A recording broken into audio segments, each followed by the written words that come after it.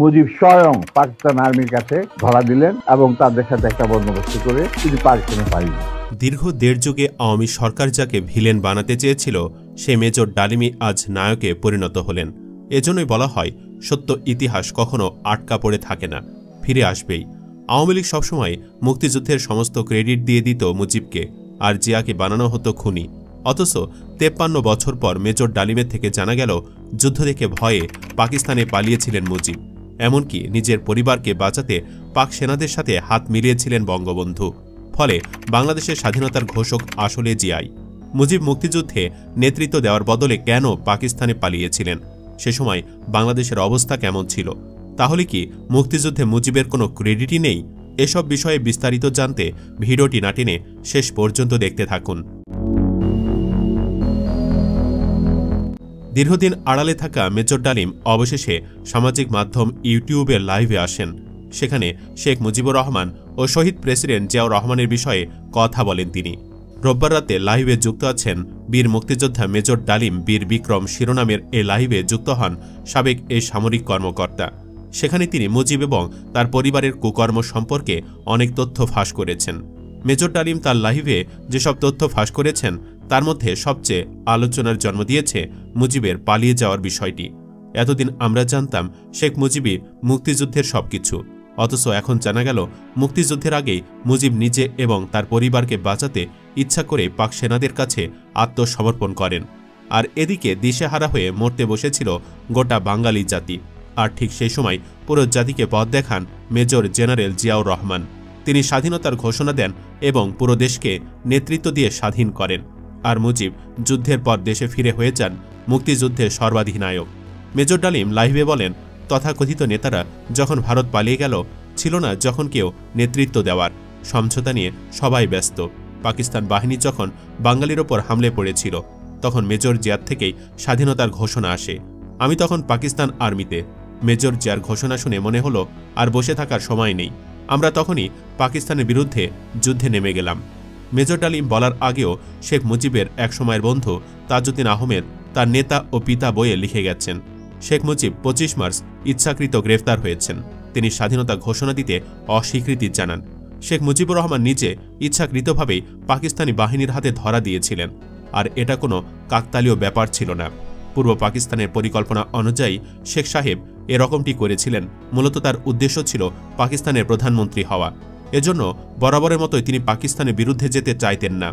চিন্তা করুন মুজিব লোকটা কতখানি ক্ষমতালোভী ছিলেন, ঠিক তার মেয়ে হাসিনার মতোই।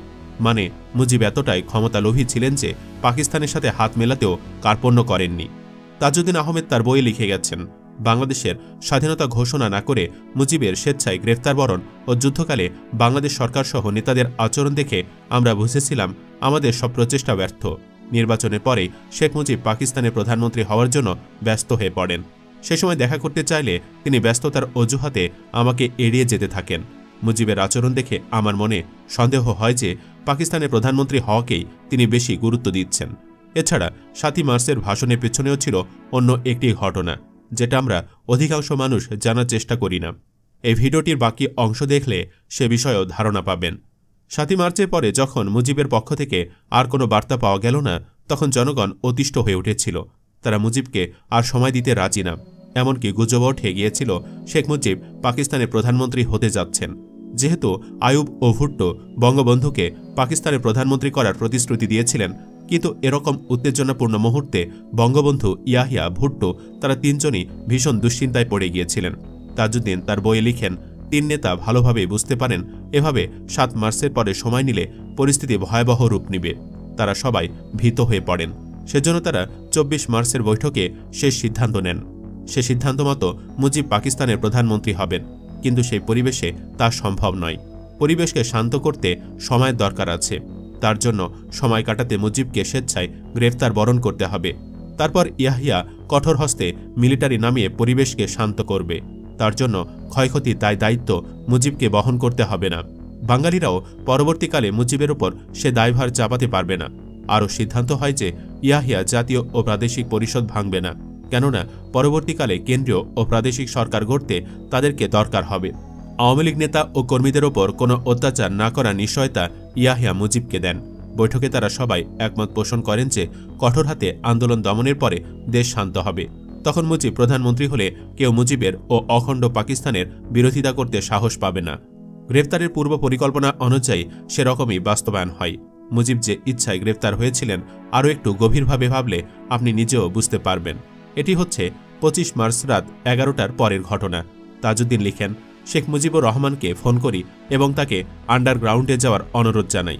তিনি আমাকে বললেন যে তখন সেখানে নজরুল ইসলাম, শেখ মনিসহ প্রায় সব আওয়ামী লীগ ও ছাত্র নেতারা আছেন। তাদের সবাইকে তিনি আন্ডারগ্রাউন্ডে যাওয়ার নির্দেশ দিয়েছেন আর তিনি তখনই আন্ডারগ্রাউন্ডে বেরিয়ে পড়বেন। পরে কলকাতায় এসে জানতে পারি ওই সময় আওয়ামী লীগ নেতারা যারা উপস্থিত ছিলেন বঙ্গবন্ধুর বাড়িতে ছিলেন, তারা সবাই মুজিবের বাড়ি থেকে বেরিয়ে আন্ডারগ্রাউন্ডে যেতে পারলেন ও নিরাপদে ভারতে আসতে পারলেন। কিন্তু মুজিব তা পারলেন না কেন? ইপিআর ও পুলিশ হেডকোয়ার্টার আক্রমণ শেলিংয়ের প্রথম শব্দের প্রায় 1 ঘণ্টা পরে মিলিটারি মুজিবের বাড়িতে যায় এবং তাকে গ্রেফতার করে। 1 ঘণ্টা সময় পেয়েও তিনি আন্ডারগ্রাউন্ডে গেলেন না আর স্বাধীনতা ঘোষণার সই করা কাগজও কাউকে দিলেন না কেন? মিলিটারি নামবে খবর জেনেও তিনি বাংলাদেশের স্বাধীনতা ঘোষণাপত্রে স্বাক্ষর করে আওয়ামী লীগ নেতাদের হাতে তা আগে দিলেন না কেন? এসব প্রশ্নের উত্তর খুঁজতে সঠিক সত্য বেরিয়ে আসবে। প্রকৃতপক্ষে শেখ মুজিব সাহেবের পরিকল্পনা ছিল অত্যন্ত ভয়ঙ্কর। তিনি তৎকালীন পুরো পূর্ব পাকিস্তানের জনগণের সমর্থনকে গোপনে হাতিয়ার হিসেবে ব্যবহার করেছিলেন। ইয়াহিয়া ও ভুট্টোর সঙ্গে গোপন বোঝাপড়ার কথা মুজিব কাউকে বলেননি। সেই চরম মুহূর্তে তিনি স্বাধীন বাংলাদেশের ঘোষণাও করলেন না, কেননা মুজিব, ইয়াহিয়া ও ভুট্টোর পরিকল্পনা ছিল মাতৃগর্ভে বাংলাদেশ শিশুটিকে হত্যা করা। আর মুজিবের মনেও দৃঢ় বিশ্বাস ছিল যে তার ঘোষণা ও নেতৃত্ব ছাড়া বাংলাদেশ কোনোদিনই স্বাধীন হতে পারবে না। বঙ্গবন্ধুর ইচ্ছাকৃত গ্রেফতার হওয়ার ব্যাপারটা আরও ভালো বুঝতে পারা যায় মুক্তিযুদ্ধ বিষয়ক একজন লেখকের এই লেখা থেকে। মজুদ অস্ত্র হাতে নিয়ে ও অস্ত্রধারীদের বশ্যতা স্বীকার করাতে ঢাকার পিলখানা, ইপিআর হেডকোয়ার্টার ও রাজারবাগ পুলিশ হেডকোয়ার্টারে অপারেশন চালাতে পাক সেনাদের প্রায় 1 ঘণ্টা সময় লাগে। তারপরে তারা লাল, সবুজ, সাদা রঙের হাউই আলো উপরে ছাড়তে ছাড়তে তার সঙ্গে গুলি ছুটতে ছুটতে বিভিন্ন দিকে অপারেশন চালাতে অগ্রসর হতে থাকে। 5 তলা একটি বাড়ির ছাদের ওপর উঠে সেই আলোর চমকানি দেখে ও গুলির শব্দ শুনে আমরা তাদের গতিবিধি দেখতে থাকি। আমরা দেখতে পেলাম যে রাজারবাগ পিলখানার প্রথম শেলিংয়ের শব্দের প্রায় 1 ঘণ্টা পরে পাক আর্মি মুজিবকে গ্রেফতার করে। এত সময় পেয়েও মুজিব স্বাধীনতা ঘোষণা করলেন না আর আত্মগোপনেও গেলেন না।